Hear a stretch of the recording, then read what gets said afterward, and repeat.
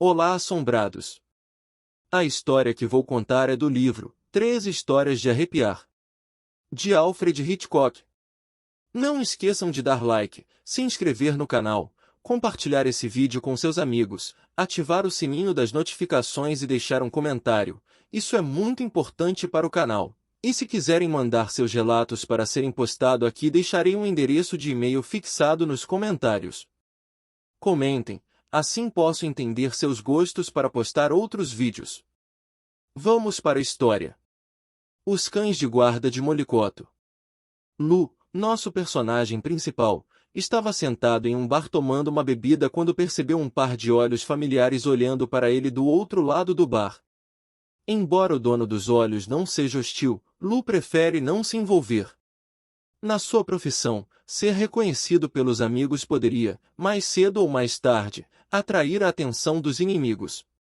Além disso, não se poderia dizer que Myron era um amigo. Ele simplesmente estava do mesmo lado da lei que Lu, e era o lado em que não existem amizades verdadeiras.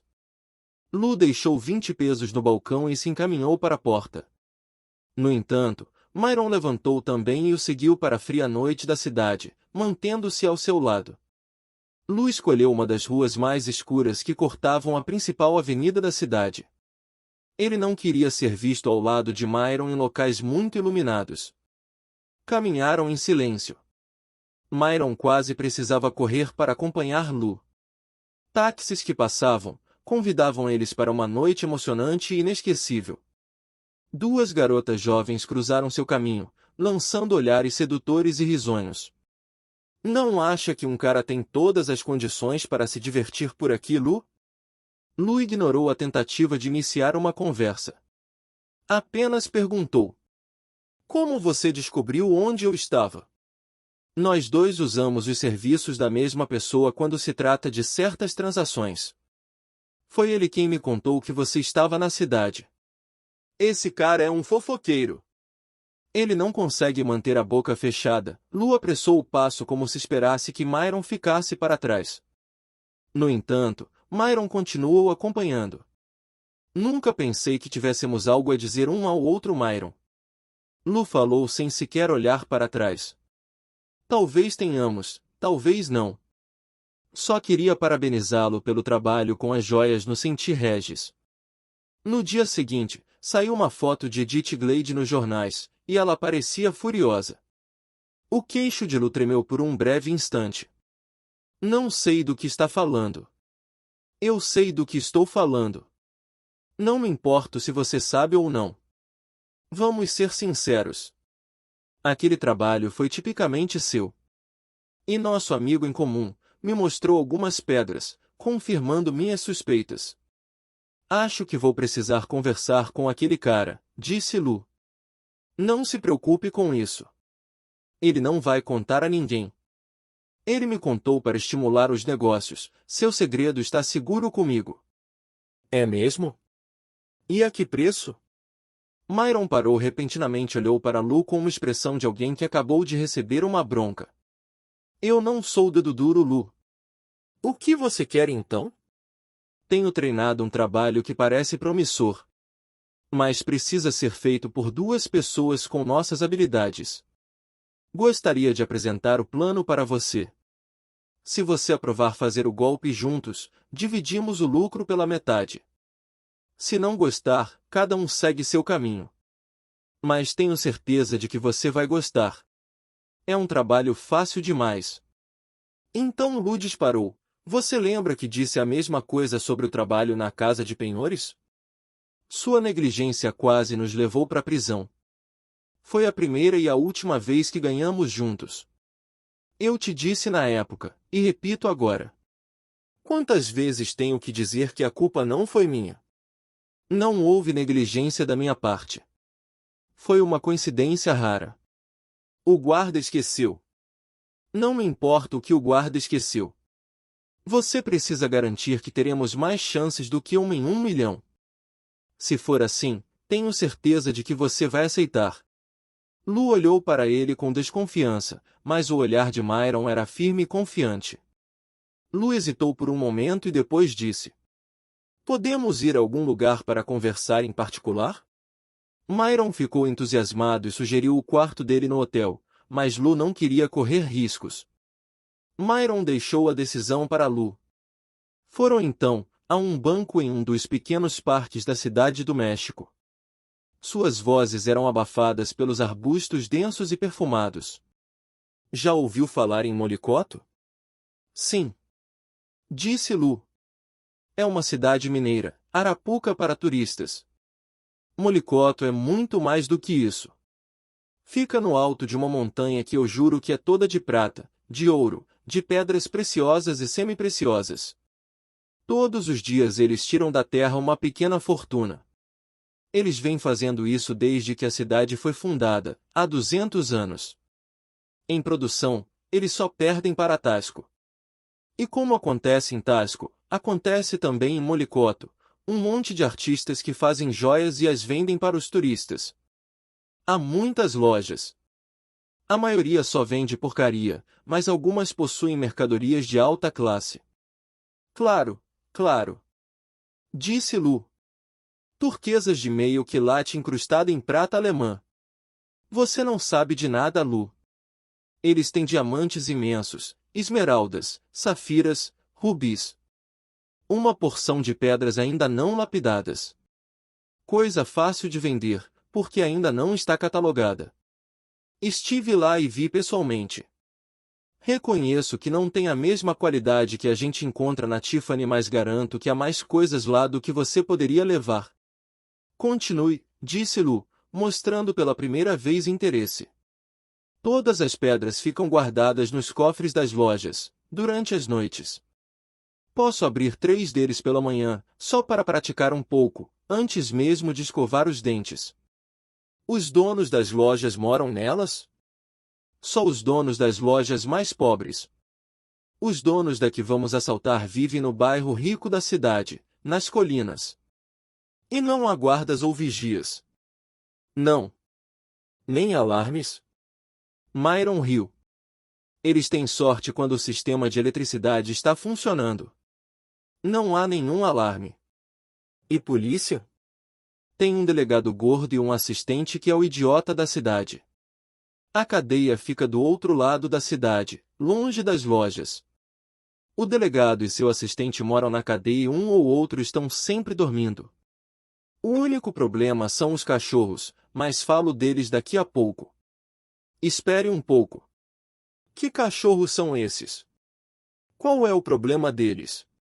Fale sobre isso agora mesmo. Lu examina atentamente os olhos de Myron, em busca de algum sinal suspeito. Se Myron não estava querendo falar sobre os cachorros, então isso deveria ser sinal de perigo. Mas Myron não demonstrou menor relutância em falar no assunto. Pelo contrário, o sorriso dele aumentou. Claro, Lu, claro. Eu apenas estava pensando em deixar para o fim a parte mais engraçada da história. Nada tenho para esconder.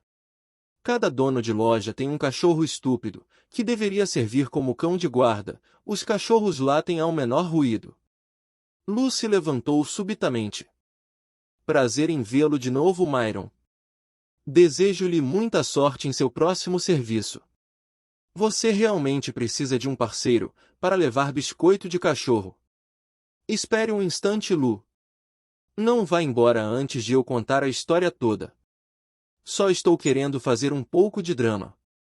Disse, isso puxando Lu para baixo, pela bainha do casaco, o obrigando a se sentar de novo. Os cachorros latem ao menor ruído, Lu. Mas sabe qual é o melhor ruído que existe naquela cidade? Lu não deu nenhum palpite, apenas olhou Myron friamente e impacientemente. O menor ruído é um latido de cachorro. Será que não percebe o que estou querendo dizer? Os cachorros latem a noite inteira. Assim que o sol se põe e o primeiro cachorro late, os outros o acompanham, como se fosse uma ocorrência em cadeia, até que o sol apareça na manhã seguinte. Aposto que você nunca ouviu falar num negócio assim, em toda a sua vida. Os hotéis para os turistas ficam fora da cidade, porque ninguém consegue dormir com todo aquele barulho, exceto os nativos da cidade. Lu sentiu que o nó em seu estômago relaxava, ao começar a compreender o que o amigo estava contando. Pode compreender o que significa um cão de guarda que não consegue ficar de boca fechada, não é mesmo, Lu? É como o pastor que grita lobo, a cada 10 segundos. Se os guardas saíssem correndo a cada vez que um cachorro latisse na cidade, ficariam correndo a noite inteira, todas as noites. Só que não existem guardas naquela cidade em quantidade suficiente para lotarem uma cabine telefônica. Pelo que posso imaginar, a única função desses cachorros é fazer barulho suficiente para assustar os assaltantes em potencial. Mas os cachorros não são brabos? A risada de Myron rompeu o silêncio da noite. Aqueles cachorros são os covardes mais esqueléticos e sarmentos que já vi. Eles saem correndo com o rabo entre as pernas, se a gente disser a palavra gato. Para o que eles servem então? Se você fosse um arrombador comum, entraria numa loja onde a sirene já está tocando? É claro que não. Essa é a psicologia daqueles mexicanos. Mas é uma psicologia barata, para quem tem cérebro. Lu fez então a sua primeira contribuição ao plano. E o barulho, na verdade, iria trabalhar em nosso favor, pois é quase certo que ninguém por lá costuma trabalhar até tarde. Exatamente. Agora, deixe-me explicar-lhe mais alguns detalhes. Myron contou que o homem por trás do trabalho era um amigo mútuo, o receptor Dias. Foi Dias quem sugeriu o trabalho e pagou a viagem exploratória de Myron a Molicoto. Quando Myron voltou, com a informação de que o trabalho seria muito fácil, Dias o mandou procurar Lu. Dias não me diria onde você estava, Lu, se não fosse lucrar também com o trabalho. E qual é o trato? Dias vai pagar por tudo, a viagem de ida, a fuga, até mesmo as passagens para sairmos do país. Em troca, temos de usar os serviços dele para colocarmos a muamba no mercado. Não vai nos custar nada, Lu. E ainda teremos um homem para nos ajudar durante o tempo todo. Na noite do trabalho, Dias mandará um táxi para Molicoto. O táxi nos transporta para uma das pequenas cidades costeiras, onde há uma lancha à nossa espera. A lancha nos levará até Acapulco, onde encontraremos Dias e lhe entregaremos a mercadoria. E de lá partiremos de avião para o local que desejarmos. Myron bateu nos próprios joelhos, na maior satisfação, como se tivesse acabado de fazer uma exposição perfeita sobre um problema jurídico. O que eu falo para Dias? Disse Myron. Lu ficou calado, pensativo, por vários minutos, esmiuçando lentamente cada ângulo do plano, à procura de alguma falha. Seus olhos se deslocaram do rosto de Myron para as estrelas azuladas que cintilavam no céu da cidade do México. Finalmente, ele disse: "Parece fácil demais." Foi como eu pensei. Mas depois de pensar no trabalho durante uma semana inteira, fiquei convencido de que não havia o menor perigo. O pessoal de Molicoto pensa que está seguro, com o isolamento da cidade, os cachorros e os cofres. O único crime que ocorre por lá é o roubo de pequenos objetos sem valor nas lojas, por turistas respeitáveis. Fiz algumas investigações discretas e descobri que a única tentativa de algum trabalho grande, nos tempos modernos, ocorreu nos anos 20, quando alguns cavaleiros de Chicago assaltaram 3 lojas, à luz do dia. E o que aconteceu? Deu certo? Teria dado, se eles não entrassem na estrada errada, no caminho para Acapulco. Eles caíram do alto de um penhasco. Mas nós não vamos pegar essa estrada. Lu finalmente concordou. Pode contar comigo. Mas, antes, quero dar uma olhada pessoalmente. Ótimo. Você vai ver que será fácil demais. Disse Myron animado. Para não serem vistos juntos, eles seguiram separadamente para Molicoto, hospedando-se em hotéis diferentes. Encontravam-se sempre cautelosamente e jamais eram vistos ao mesmo tempo. Lu percorreu a cidade toda a pé, examinando a loja que seria assaltada por todos os ângulos possíveis. Depois de 5 dias de investigações, ele chegou à conclusão de que o trabalho deveria ser muito fácil, como Myron havia dito. E Myron também não mentiu a respeito dos cachorros. Eles latiam e uivavam a noite inteira. Molicoto, de noite, era como um canil imenso, pouco antes da hora da comida. O barulho era bem capaz de levar um homem à loucura. E quem quer que tivesse o coração um pouco fraco, certamente pensaria duas vezes antes de assaltar uma loja guardada por um daqueles cachorros agitados. Mas os cachorros apenas latiam, não mordiam. A barulheira deles proporcionaria uma excelente cobertura para se arrombar um cofre. Vamos entrar em ação, disse Lu a Myron. Diga a Dias para providenciar o táxi para a noite de amanhã. Na noite seguinte, no ponto em que a rua principal de Molicoto passou a ser reta e virou uma estrada, seguindo para o oeste, na direção do mar, um táxi preto parou no acostamento de Cascalho. Lu e Myron, observando de longe, viram o motorista fazer o sinal combinado, com um cigarro aceso. Eles seguiram pela rua íngreme, calçada de pedras, na direção do centro, a praça principal da cidade, onde se localizavam os prédios municipais e comerciais mais importantes de Molicoto. A Cale Naranja, onde ficava a loja encantada, começava na praça. Eles passaram pela loja, atentos a qualquer circunstância perigosa. Mas não viram nenhum nem ouviram qualquer barulho anormal. Voltaram então e entraram furtivamente na loja. O barulho dos passos era completamente abafado pelos latidos dos cachorros. Os cachorros ali estavam para desencorajar e assustar assaltantes em potencial. Lu não poderia deixar de considerar que eles desempenhavam muito bem o seu papel. O barulho era de deixar qualquer um nervoso. Era preciso muito esforço para fazer com que a razão prevalecesse sobre o medo irracional de ser atacado e morto por uma matilha de cães raivosos. A frente da loja era protegida por uma porta de sanfona de aço, que era esticada e fechada com um cadeado todas as noites. Poderiam ter aberto o cadeado com a maior facilidade, mas teriam de enfrentar outro cadeado, na porta propriamente dita. Assim, decidiram entrar pela porta lateral, que dava para um beco estreito. Era uma porta de aço, com uma fechadura embutida na maçaneta. Myron a abriu em poucos minutos e eles entraram na loja.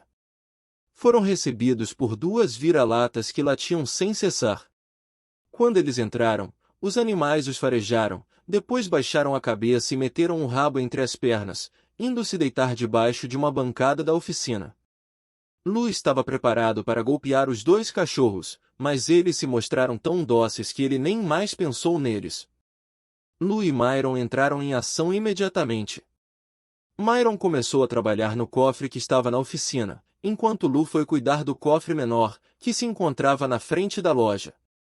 O cofre de Myron continha as pedras não lapidadas, o ouro, a prata e a platina, enquanto no de Lu estava as joias já prontas. Lu descobriu seu cofre rapidamente. Mas antes de conseguir fazê-lo, ouviu o barulho das pedras na oficina, indicando que os dedos experientes de Myron progrediram. Ao abrir a porta do seu cofre, Lu deparou com um fabuloso tesouro em anéis, pulseiras e colares de diamantes, rubis, esmeraldas e safiras, além de joias de topázio e alexandrita e outras pedras semi-preciosas. O trabalho de ourivesaria era perfeito, e os desenhos, incomuns e extraordinariamente bonitos. Lu tratou logo de colocar as joias no saco que levou. Ao fazer isso, Lu começou a ouvir a respiração de Myron, o ranger das pranchas e as batidas de seu próprio coração. Sentiu-se vagamente preocupado, mas não conseguiu compreender isso, pois geralmente se mantinha calmo no trabalho e jamais permitiu que os pequenos ruídos o deixassem em pânico. Amarrou o saco e gritou: Myron!